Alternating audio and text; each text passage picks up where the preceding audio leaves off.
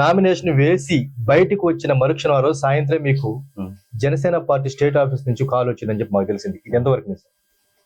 వాస్తవం సార్. అది వచ్చి మనం పవన్ కళ్యాణ్ గారు చేసిన అభ్యర్థి ఇబ్బంది పడతాడు, ఎన్డీఏ అభ్యర్థి సోమిరెడ్డి చంద్రమోహన్ రెడ్డి గారు ఇబ్బంది పడతారు, దయచేసి మీరు స్లోగా వాళ్ళ మా మాట నుండి అని అన్నాడు.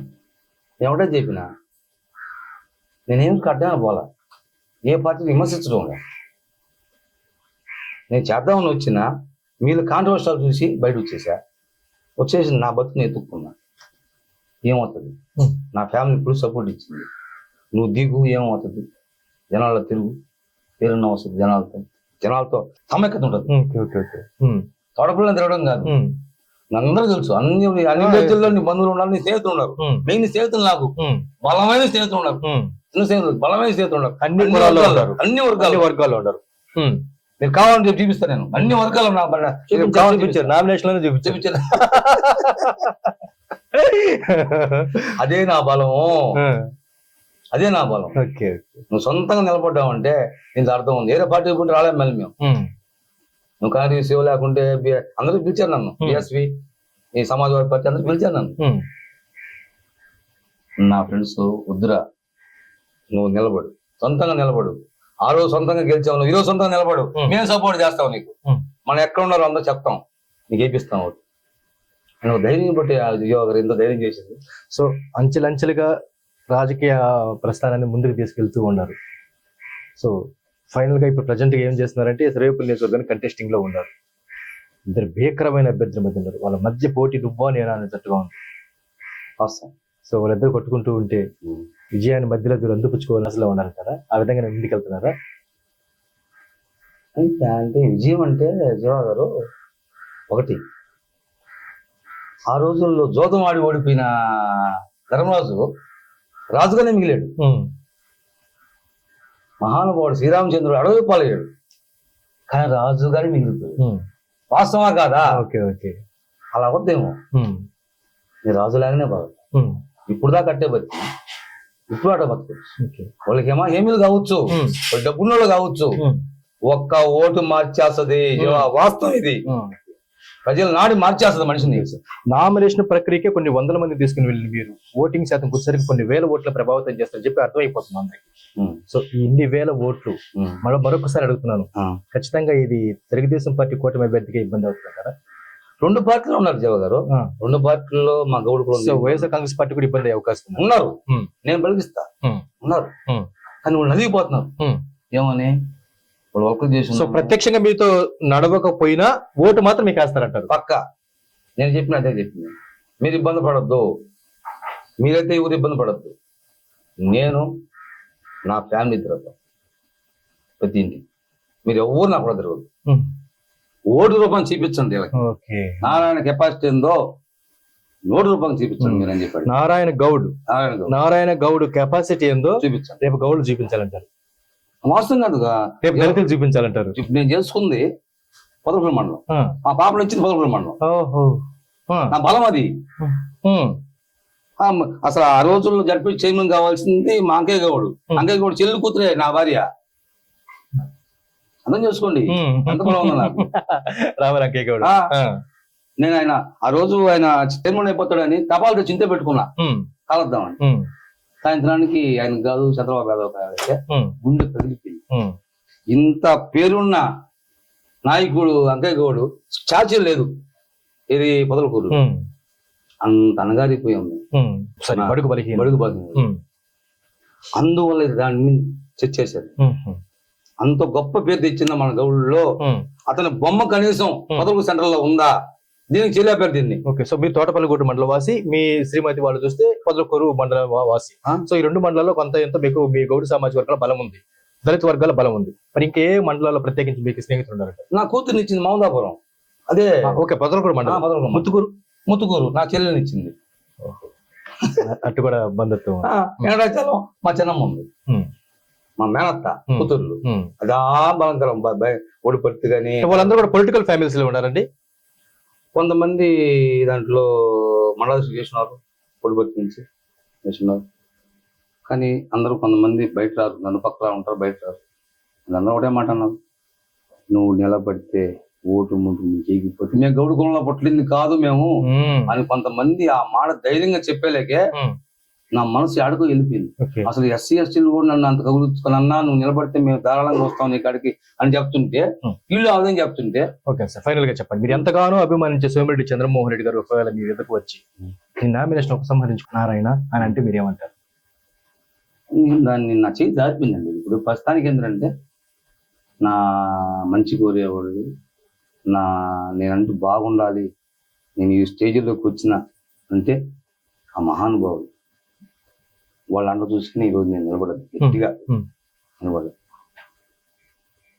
ఇంకా అర్థం చెప్పగలిగితే నేను చేయగలను, కానీ నా సొంత నిర్ణయం తీసుకోలేను. ఇంకొంచెం వచ్చి నా కాడ ప్రతి మంది తిరుగున్నారు, 10 మంది నాకు దగ్గరుండి మేము ఉన్నామని చెప్పి నిలబడినారు కదా. 10 మంది నామినేషన్ 100 మంది 100 మంది వచ్చారు, కానీ వాళ్ళ తరపున నాకు తీసుకొచ్చారు కదా, గట్టి నిలబడ్డారు, మేము ఉన్నామని నిలబడ్డారు.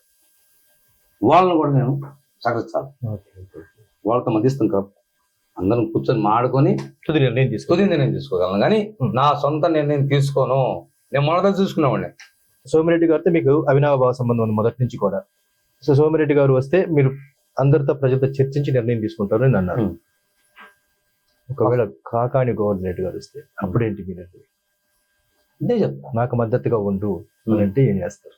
మీరు నామినేషన్ ఉపసంహరించుకోమంటే ఇదే విషయం కూడా ఇదే విధంగా అడిగారంటే అప్పుడు ఇదే చెప్తారు, మా వాళ్ళని నిర్ణయం తీసుకుంటారు.